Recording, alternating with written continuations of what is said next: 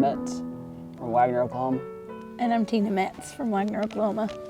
We were on vacation. It was June of 2020, and our plans got changed and we came home early, thank God. And on June 28th, 2020, he went into cardiac arrest in our front yard.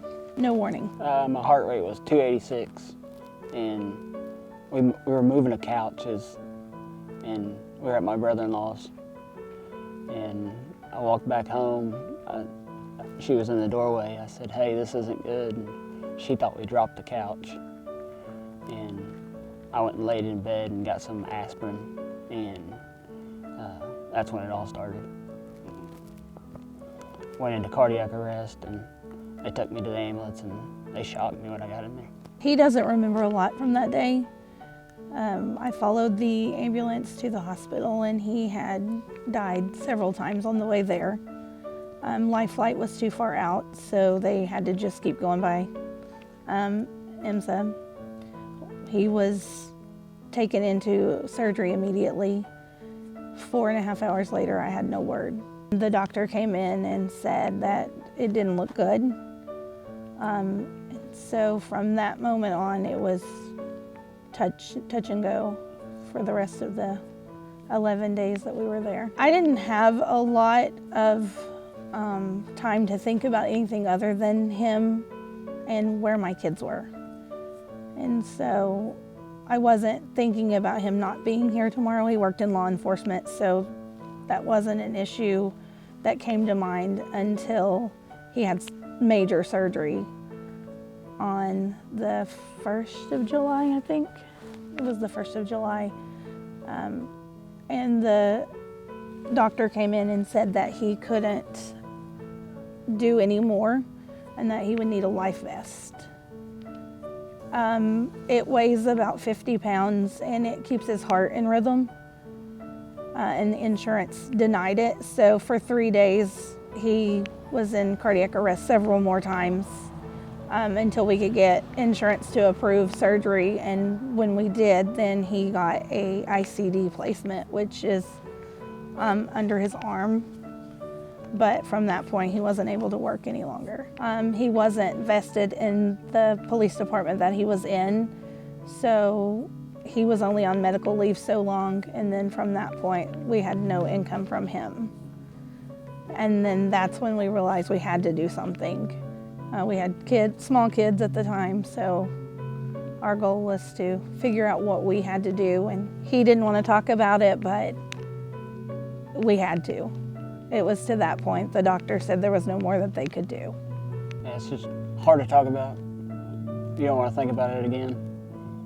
All the process you went through and the surgeries. I've been through like 9 surgeries on it. They burned 236 spots off my heart of a scar that's on it. It was caused when I was little of a high fever, and we didn't know that until all this happened. It was hard for me because I had to watch him not be the person that he'd always been. So I struggled with that.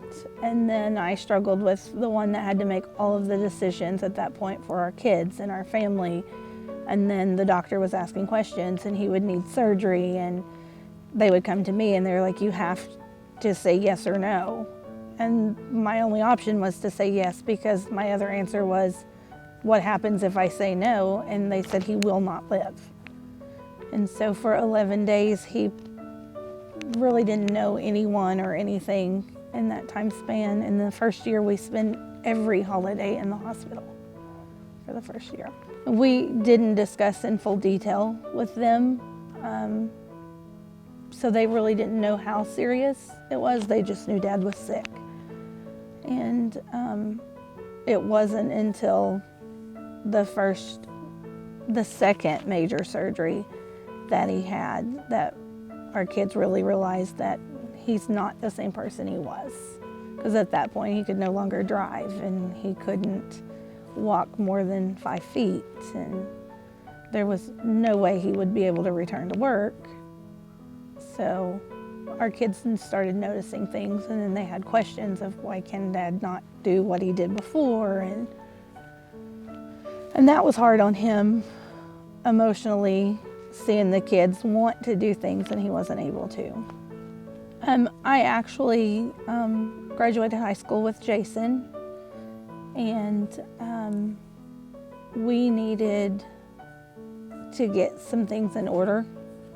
And my family has used Shipman for a long time, and so that's when we decided that we had to arrange, because I wanted him to have his wishes. And so that's why we did the pre-need. So I would go to the doctor every 3 months to get a checkup, and they would check my device and see how much battery I had left and see if I got shocked anytime.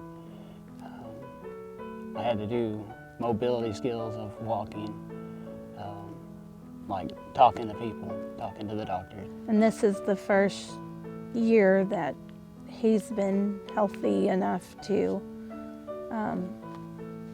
fully function. He's able to drive again. They still haven't released him to go back, and he'll never be able to go back into law enforcement, which is what he'd done since he was 18. So we did a pre-need so she would have the security if anything happened. We wouldn't have to go through the grief of a funeral, plus trying to get everything in order. It'd already be in order. I feel like it took a load off of me that I was carrying, because I knew that I still had to be strong for my kids if something was to happen, and that was the only option I was given. The doctor had told me and him multiple times that there is no cure for what is going on with his heart, so all we can do is monitor it. He said it's not if he passes, it's when he passes. And so I would bring it up to him, he would ignore it, and he didn't want to talk about it. And then finally I was like, we don't have a choice. We have to do something, because I don't want that burden left on me. I want to make sure that your wishes are met. I want to make sure that you have everything that you need, so that when something does happen, which I hope is not for a long time, everything is planned out and I don't have to have that burden, as well as missing you and taking care of the kids and dealing with them and their grief as well. It was very important. I just didn't want to talk about it. Nobody wants to talk about death, but it's inevitable. It's going to happen. It's just, you don't know when. Mine was sooner than later. It's very important to me and to my wife. I don't know when it's going to happen. I think you should do it early.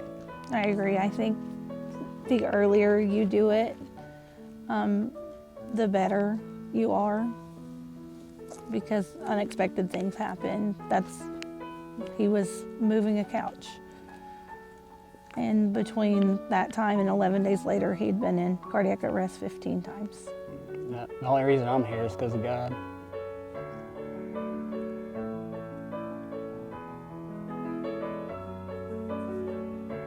Mine is to grow old with him. I want to grow old with him. Grow old with her. We don't take anything for granted any longer. Enjoy life while you can. You're not promised tomorrow.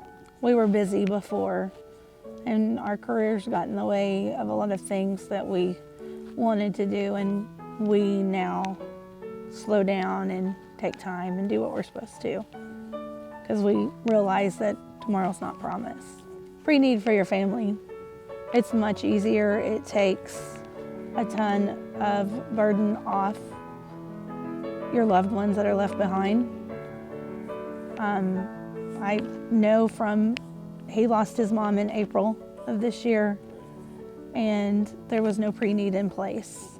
And we were left trying to figure out what we wanted to do and what was the best decision for her, which she did tell us a few of the things, but the rest of it was left on us and his father, plus dealing with the grief, because we had to plan the funeral as well as grieve for her. And so now we've talked to his father, and he's doing his pre-need as well, and it's just better for everyone that way. It's very important. when you're going through the process of a funeral, it's already hard. Why make it harder when you don't have to? Prety's the way to go. It's gonna happen. Just win. It was emotional for me because he wasn't as healthy as he is now at the time, so I had to go in by myself and do it for him. But I knew what he wanted. He had written it down, so I was able to follow his wishes, and it made the whole process easier. And they're great people, so they were there every step of the way and walked me through what I should do and the best financial way for us to go. There was a lot of relief after, and then Jason and Anita have stayed in constant contact with us since. And if we have any questions, they're always there to answer. And that alone takes a load off because things randomly come up that we may not understand or we don't know how it works, and there's never been an issue with them explaining it. I would, absolutely. The Shipmans are great people, and Shipman Funeral Home is the best. I would recommend Shipman Funeral Home. They've been good to me so far.